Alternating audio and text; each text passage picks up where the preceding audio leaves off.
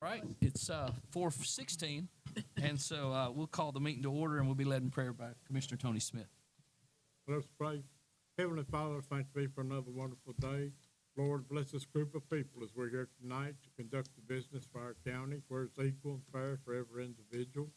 Lord, bless the people that are sick and need Your guidance. Bless our troops that are fighting for our rights, our freedom, the way of life that we currently have.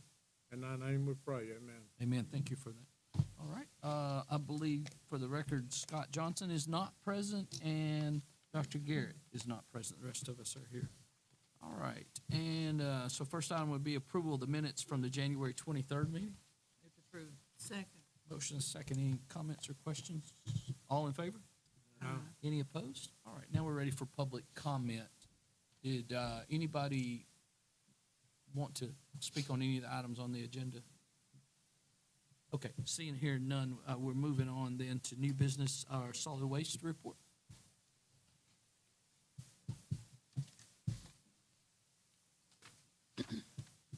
I attended the Tennessee Solid Waste Directors Association TWSDA meeting been 2 weeks ago now, in Fairview. And one of the main issues is the availability of landfill space or the lack of. Everyone will eventually face the same problems. Now, our conference will be held in October this year at Paris Landing State Park, and we're trying to get speakers and topics that would be of information that we would all like to learn a little bit more about. There's also preparation for a spring conference. This will be the first one that they've ever held to be held in Bristol in April. I'm not sure if I would go with that one. The one I am going to is in October. And I'll attend a suits training in Lebanon second week in March. TDEC trains me, and then I do our training for all of our attendants, which will be later this year. The centers will be closed on the 19th. This is a little bit after the fact, but as all county departments were. APR information is coming in very slowly, so March we will we'll start calling all the people to get the information to come in. We've had the same usual calls on what to take and what not to take. We're still getting a lot of calls on dead animals, especially deer on the side of the road. Since the DSC has sold their business, we're hauling most of our loose cardboard to El Bethel to the compactor. We'll be having discussions with the new owners to see what plans they have and if they will continue to pull our bins. Timely pulls of the full bins has been an issue in the past. Revenues are down just a little bit on our report, $7,187.50. I did not have tire money in when I did this report, so next month will reflect what should have been in January. We had 48.74 tons of recycled materials. Our cost to the landfill, $34,739.77. Our tonnage was up 993.13. Any questions? Thank you. Thank you. I believe next should be human resources. She's here.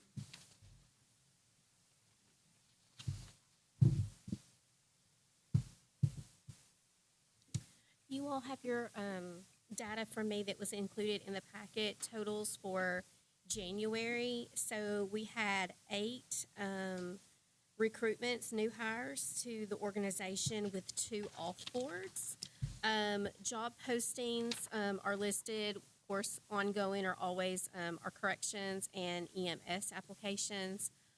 We do have a position at the health department for a nutrition educator and an AP position in our finance department. Recently, we were able to fill positions at the health department for an office assistant, and then we did some onboarding with corrections officers and a new juvenile detention officer as well. It is just standard activity in the human resource office in reference to just day-to-day operations, so I won't go through those. A couple of training items I did not put on the report, but that I'll just mention.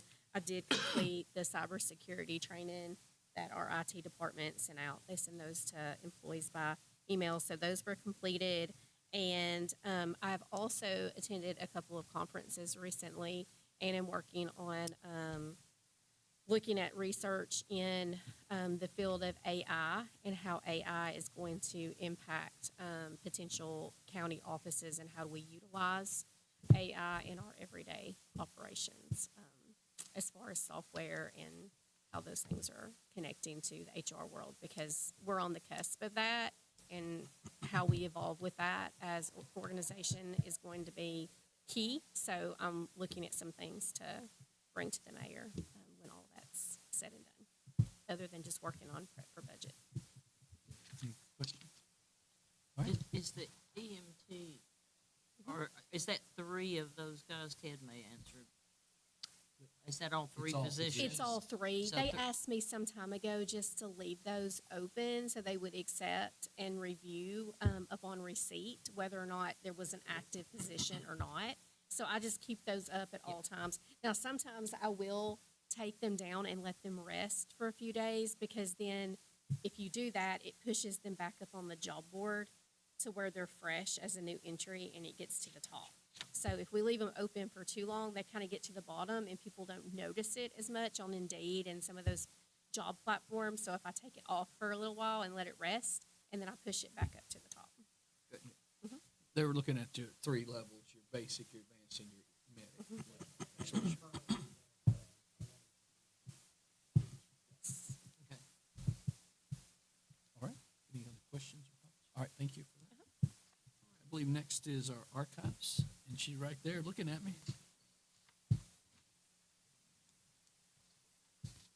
Well, you have the January report, and I'll just say that everything was down because we were closed for the snow. And January is typically down for our visitors and our research requests. So we were able to kind of catch up with the ones that were outstanding. We had our tour of the month with the Homeschoolers Association, and that was real fun. They were all excited to get to go all over the building, like a lot of people are. We've had several interesting and interested out-of-towners who are moving here. Just impromptu tours of the courthouse. They want to know the history of the community, and I think that's really wonderful to know that these folks are moving in and interested. So that's happening a great deal, just happenstance through the day, through the week. So we're proud to be able to do that. And of course, we keep having more and more interest in old cemeteries on top of hills and in gullies. So one of the most interesting things that we got to do last week, and I'll go ahead and tell it, is, even though it'll be on next month, we went to Moore County, and they were able to do what's called ground penetrating radar on the cemetery. And it's the cemetery right by the Jack Daniel entrance. It's called Old Bethel Cemetery. It is their oldest cemetery in Moore County. And they knew that there were a lot of graves there, but we did not know how many.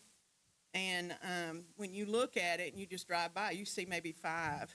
And that radar identified, I would say, over 30 to 40 graves. And it's all straight up the hill. And so this is the gentleman who works with Willamount. And as soon as Willamount gets their budget and funding together, this gentleman's going to come back from Mississippi and do various tracks at Willamount. And what's really interesting is he will report back every unidentified grave. You won't know who's in it, but you'll know exactly where it is, so it will not be disturbed again. And so we've already had 3 requests through the archives for that kind of resource all over the county. There are people out there who are starting up associations to improve their cemeteries, and therefore are really worried about where those unidentified or no longer identified graves are. So we now have this resource, and we're going to see the end result of his reports in the next month or so. Any questions about that? No, that's pretty interesting. So let's just hypothetically say, in a cemetery, that you find unidentified graves. Does that put that cemetery at some responsibility? No, just to keep it clean as you do the rest of the cemetery. Okay. There's no responsibility whatsoever, because, I mean, as far as knowing who is buried there, it's unfortunate, but it's lost to time. unless there's a previous, say, map.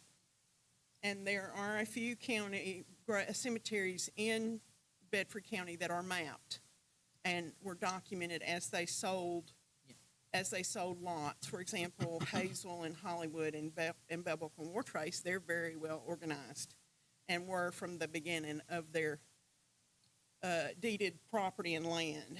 But little family cemeteries like mine, they're just there. And that while they're on the tax map, and that's another thing that we're working very diligently, is when we find any old family cemetery out there that's not on the tax map, we are able to help Rhonda at least label it.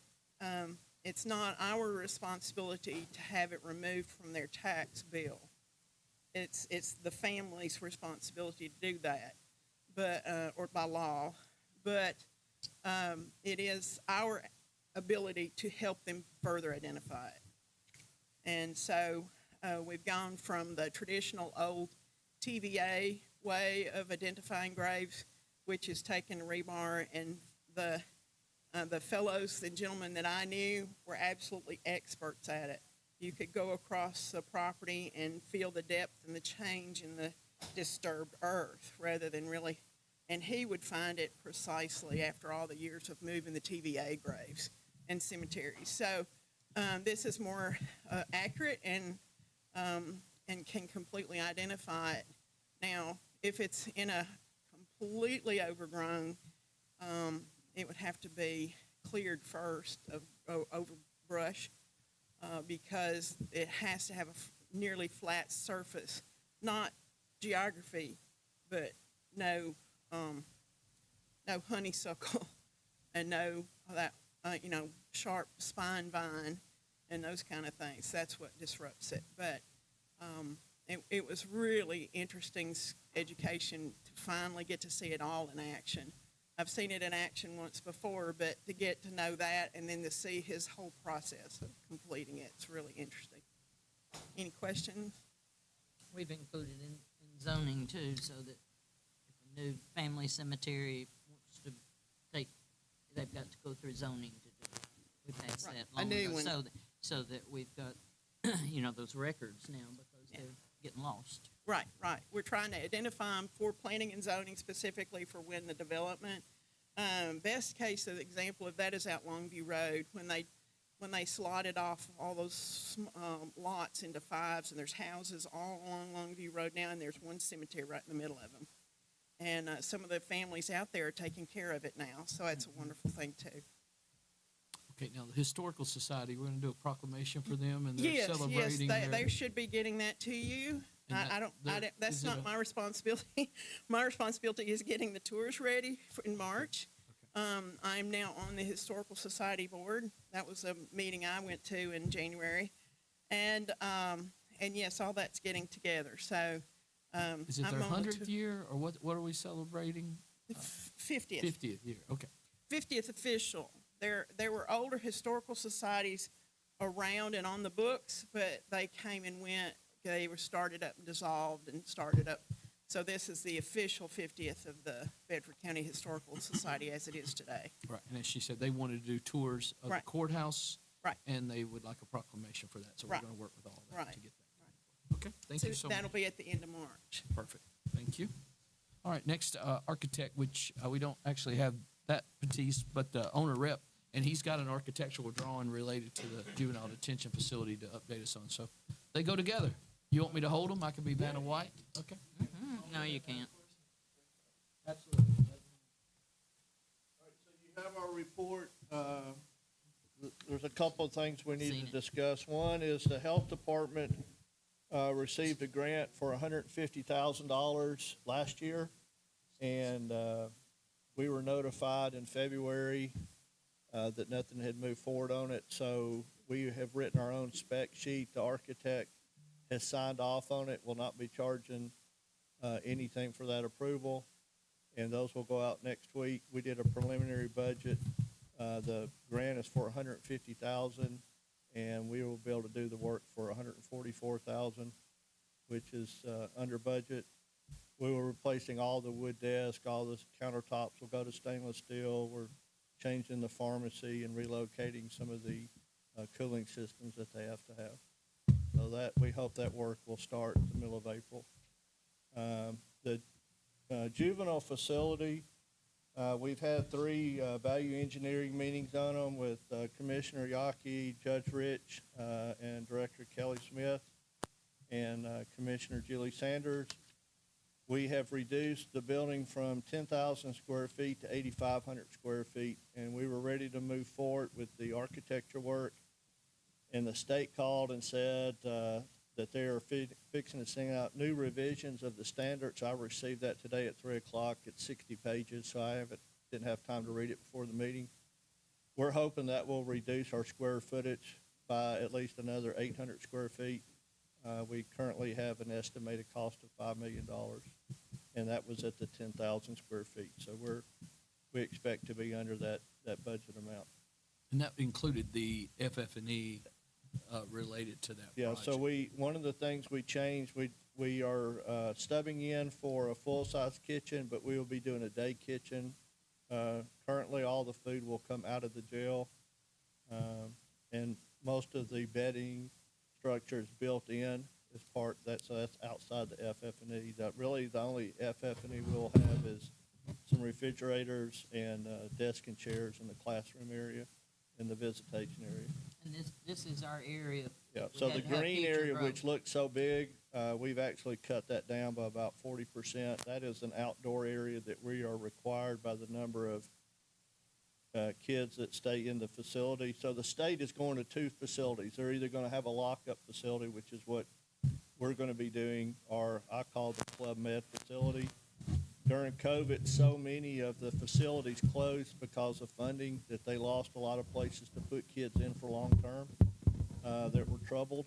And so I think they're going to put that burden on some of the counties that go the other direction. We actually went and looked at one of the models, and I don't know who came up with that concept, but they'll be destroyed in a couple of years. So, they're talking about putting couches in them and all this TVs, and which is not what we felt was right for Bedford County through the committee that the mayor set up. So everything else is moving good. Cartwright's still on schedule to give the keys to the school on June the 10th. Before you jump to that, I'm sorry. finishing up on All right.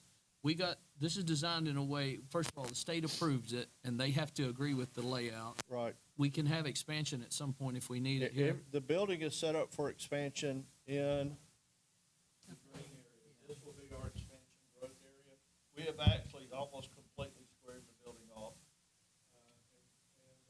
We've had SROs come in. I talked to the SROs. We changed where we made a lot of modifications on the last architectural meeting. And this is going to be on the physical grounds of where the jail and justice center Yeah, is, so but we not. have 2 requirements, site and here. So they cannot have line of sight into any of the inmates. So we really only had one area to position it, and it's one lot over from the corner. In our cost, we have a cart path that will go from the juvenile facility to the front of the judicial center. So we only have 1 or 2 or 3 kids, we don't have to take someone and load them in a van and take them over, and we can transport food a lot easier. Right. So it'll be on the property you already have. We already have the Yeah, infrastructure we already on the own property. it. When you, I think 3 years ago or 4 years ago, you had the foresight to run the water and sewer, so all that's run. We're just tying into existing utilities. And the plan is, again, the commission must approve, but that when we borrow for the education pieces, we would pick this up and potentially surplus, correct? It's 2 different sources of revenue. One's for the schools, one's for this. Right, but at the time we borrow, we can borrow all at Yes. once and get some discounting or potential correct. savings by lumping it together. That's correct. When I say 2 sources, that's just the way we pay it. Right. And Jeff, I'm thinking on tearing down the old site whenever we can vacate it. You're thinking of summer of fall, We're thinking May of next year. so Our does that goal need to be right in now, next year's budget? our schedule right now, outside of everything being approved financially, is we will have plans construction drawings completed in May, we will put it out for bidding to Bells. We'll put out to their subs in June. We will start moving dirt July 15th, be completed in May of 25. And when is our target to ask the commission to authorize the borrowing of the funds for the schools and this to Well, be? I needed to know when they need to start, so, and the amount. Once they bid it, we'll know an amount we can borrow. Yeah, so we'll know So once as soon we as we read get through that, the we can start the 60-page process. document of how much we can reduce. They're still gonna require so many square feet per child in the sleep area, in the day rooms, and outside. So the outside is, I know it looks pretty and fancy on the paper, but it's really not that much.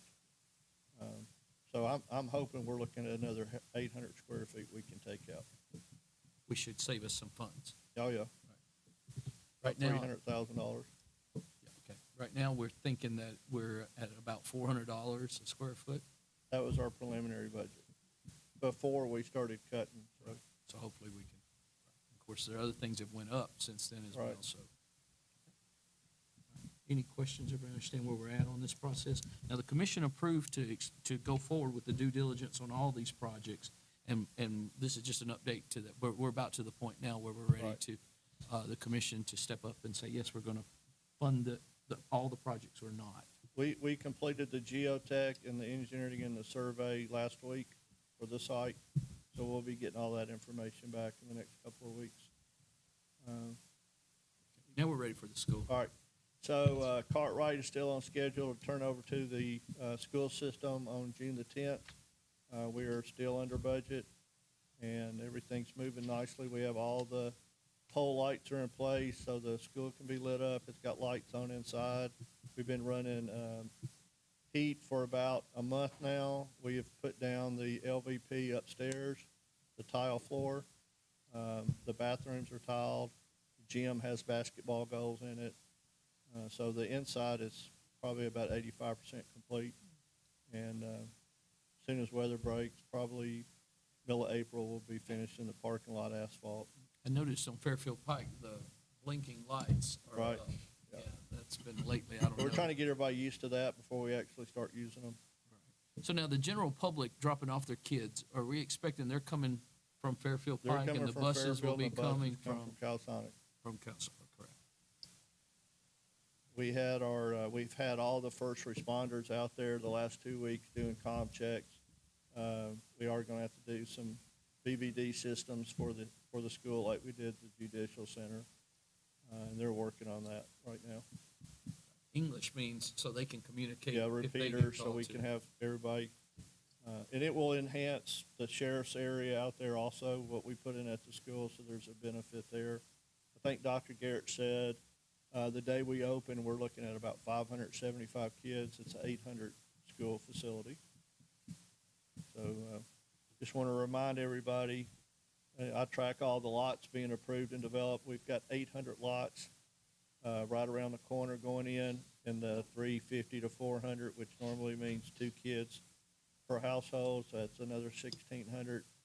And someone will be moving from within the county, but we'll still have people moving from outside the county, so And most of that development's under the city's jurisdiction. that's right? correct. And that gets us out of the portables at every school? I believe if we can, Currently, yeah, if we can hold off the onslaught. we're not that'd be- selling them all. We Yeah, had wouldn't our sell 'em. pre-bid walkthrough at Thomas and Liberty yesterday. We had 16 contractors show up for the bid site, which is more than we've ever had. So I was excited about that. We have a lot of new companies coming in from out of state wanting to bid on our project, so we're hoping that's going to be very, very competitive. We have a budget for that. But I'm hoping we're under budget when we get our bids in. And you guys all had a report that he gave you that outlined the big projects that he's. So we have currently about working on. 16 projects that we're either working on or doing bids on, or, and a lot of them are, we have 2 ag facilities for the school, which the school is actually funding. We have a greenhouse project, which they already have funding for, that will go behind the annex building. We had the state fire marshal sign off on the renovation of the annex building, and the kitchen should be finished by the end of April. when you say the annex building For the of high what? school. Of the high school, right, Shelbyville Central Right. High School, correct. He also had in here, community wing was complete. We just released the retainage on that this week. Good things are, all right, any other questions for him or specific project? I want to thank Brother Mark Clanton for the work he's doing. We got the jail torn down, under budget and on time, and, Mark has had his guys out there cleaning wires off the old O jail, and Yep. the parking lot should be ready to be used Friday if weather doesn't blow us out tomorrow. So that's a very nice look coming into the square now. Yeah, it's really, brought the focus back to the old historic jail. And, we've And got, I fussed at Chad, we're gonna get it cleaned out. It's cleaned out better than it was, but it needs somebody from both corners with a spray washer to just come on down to the door. Yeah. With Carol's supervision. Nothing gets thrown away unless she blesses it. But, and then, you know, and then we're seeking we're grant talking- opportunities right, for enhancements or tourist talking opportunities. about grants, and we've, you know, got some other interest in everything, so. I know Commissioner Vick's anxious to get that torn down so we can have his whole display as you go up the square. Absolutely. We'll get there. Thank you so much. All right, I believe next should be monthly reports. Yeah, you've got a monthly report, and if you'll turn to the first page, which is the general fund, you'll notice we have collected 58% of our revenue. And when you get over to the expenditure side, you'll notice the average is 58%. So we're pretty close there on the target. The same thing on the expenditure side is 53%. I don't really have anything unusual to report because anything that came up, we're going to address in our budget amendment here in just a minute. So that's your monthly financial. Now, if you would look at your tax analysis, we are $672,000 less in property taxes than the same time last year, but February is going to be a big month when that's reported. You can see last year we collected $10 million in the month of February. So that will change. It kind of changes depending on when people pay. Prior year tax collections, we're $93,000 less than the same time last year. And this is in total.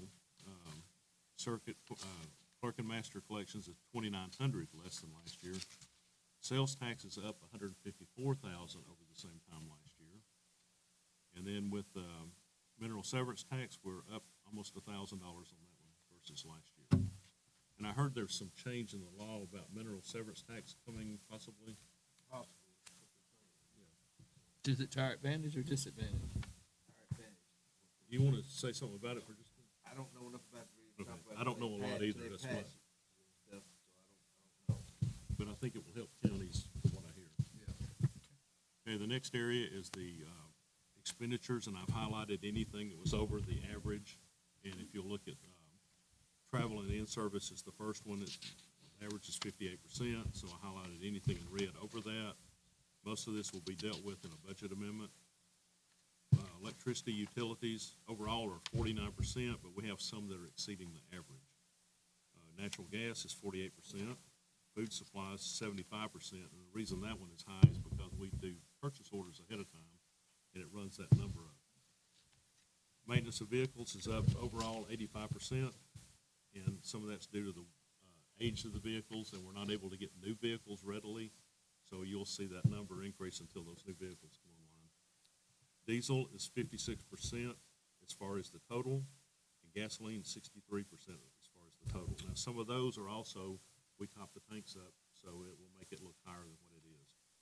Legal services, 117% over, and most of that is general purpose school fund, which is 147% over. County attorney, 95%. But remember that the current activities that we're involved in are coming out of that line That's item. correct. They're not necessarily It's the not county just the county attorney's fee. attorney. It's everything associated with all the legal challenges that we're dealing with currently. That's my report. All right, any comments or questions? All right, did we do other reports before you approve these? We do, okay, yeah, other reports, which is EMS. I ask this every month like I know it, okay. All right, so we've had another busy month. We've got our Youth Academy class that is started, and it should finish April 2nd. That's our high school students that we train to the first responder level. We've also started an EMT class that should wrap up around June 6th. The big things we have coming up, it's legislative season for Tennessee EMS, so Day on the Hill will be March 19th in Nashville.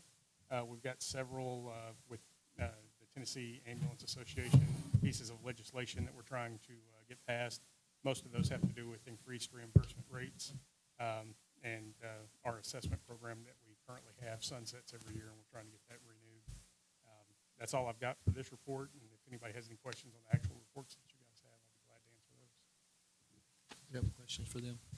Well, the Mayor's Association is tracking with you on your TennCare reimbursement. They were talking about, to our reps, about making sure that they understand that the Mayor's Association recognizes that TennCare needs to step up, that all EMSs across the state of Tennessee, public, private, or hybrid, are suffering from the fact that the costs are staggering and the reimbursements are falling, so. Appreciate that. And yeah, we're currently at 67% of Medicare rates for TennCare reimbursement. We're trying to get to 100% of Medicare rates, and if most people know, Medicare doesn't cover what it actually costs to do a call anyway. So that's why we're working on those numbers and trying to get them up.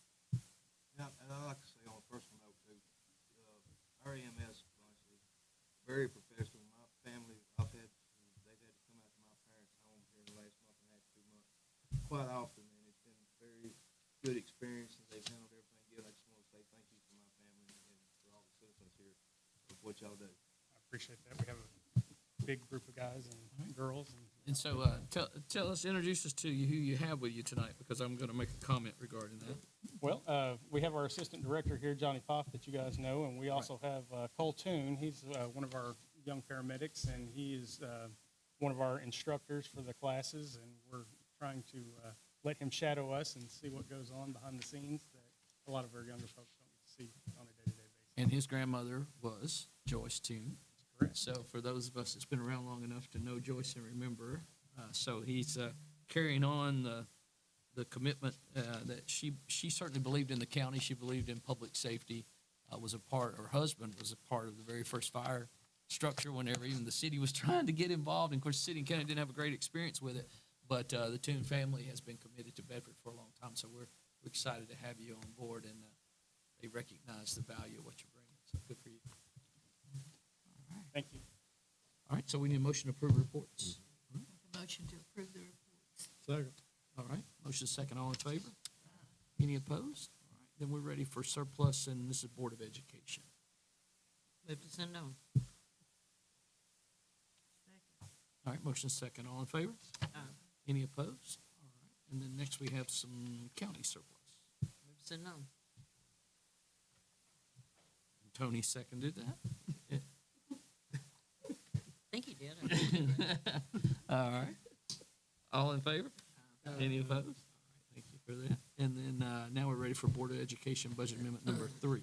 Okay, you've got a budget amendment on page 1. It explains what the revenue items are. We had department transfers. We had some grant adjustments, various grants, TVA, STS grant, PAA grants. We had some refunds. The biggest thing in the budget amendment is the TISA additional funds. And we received, I think it's going to be 2.8 million, but we didn't budget all of that. We budgeted a large portion of it in here. That's why it's so high. And if you go over to the next page, you'll see where the expenditures occur. And most of the TISA money is under capital outlay. And that was in case they have some projects they want to fund before the year end, because we would not have time to do it if we wait until June. So we went ahead and put some money in capital projects. Those have not been designated by the board yet as to what they're going to do. Okay, say it one more time, how much the TISA is going to be? It's going to be 2.8 million, but we didn't budget a 2.8 million in. We didn't use the full amount. But we did it so we could have capital projects in case they approve capital projects before year end. Is that all they can use it for? They can use it for various, anything really, various things.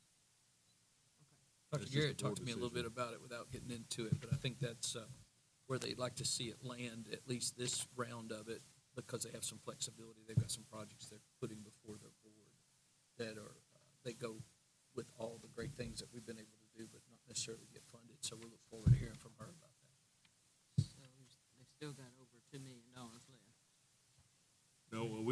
the 2 million in, capital outlay. Oh, I see, yes. Okay, That puts it where it could be expended. I'm sorry, yes, We I see. actually I was used a on the wrong million line. nine of TISA money. Okay, And they refer to that as growth money, is that right? So, some of the things that's driving that is because of what we're dealing with in the school system with growth and kids showing up more regular than often as was expected, so. Now we're under this model that the money, I think, follows or tracks a little better with the child than it used to, but it's still a struggle, to catch up. Now, the other part of this amendment is child nutrition, and we had a supply disruption grant that we had to come in for, $235,000. It's on the salmon colored sheets. And that's the school budget amendment. Okay, is there a motion to approve or send it to the commission? so moved. Second. All right, motion second. All in favor? Any opposed? All right, now we're ready for budget amendment number 2 for county government. Okay, on the county, we had several items. It's local government DA grant, $97,000. We had a health department grant, home grant carryover, $227,000. Insurance recovery, we had some refunds, contributions, insurance repairs, and we moved some money from courthouse security and courthouse renovation funds, sex offender registry funds. And we had a ag center fund balance we moved some money from, and that's pretty much it. And if you go to page 2, you'll see where it's spread through the budget, page 2 and 3. A lot of it's just small grant adjustments, though. And I think we talked about this before, but even though we know people apply for grants or we're subject to grants, we don't actually amend them into the budget till we know we got the grant. That's correct. We do not budget something we do not know the amount for. So that's why you'll see grant adjustments throughout the year. And that's true of schools and county. Any questions or thoughts on that? No? I need a motion to approve the amendment sent to the commission. So moved. Linda seconded. Second. Okay, all in favor? Any opposed? All right, now we're ready to go to Resolution 2424. This is a block grant that we've been asked to do or support Normandy in their effort to get some paving done. Now, they're covering all the expenses associated with it, but just like we assisted War Trace in getting their water grants through block grants to do some of the things they do, we had a public hearing and no one else come forward with a request for a specific use of the block grants for this time. And so it's certainly my recommendation, and the Normandy town approved to absorb all the costs, nothing from us. It's certainly my recommendation that we support this and support Normandy in getting their streets paved. Move to approve. Second. All right, motion second. Any other, and it needs to go, of course, goes to the commission. Yeah. Any other comments or questions? All in favor? Any opposed? All right, we're rocking along now. What about other business? Did I miss something, or did something come in late that I walked off without my packet? And so they gave me one, but has anybody got anything that I've missed? Or announcements? Anybody got anything that we need to? Are we ready to adjourn? We are working on the budgets. I just want to let everybody know that is in progress, schools and county and roads. Right, and so through your office, they sent out notice telling everybody to be prepared and sending them a sample. My office has also met with each of the department heads to talk about their budget concepts and what they're looking at as their big challenges for this year going forward. And so, yes, the budget process is in full Yeah, swing. we have not set a day for hearings yet, but as soon as we get information back, we'll do that. Move to adjourn. All right. Well,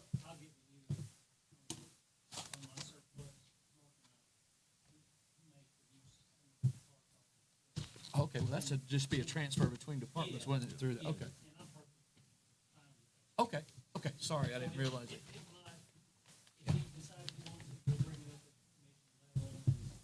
Well, if it's declared, we can just do a department transfer, really. And withdraw it from the, okay, I didn't realize, sorry.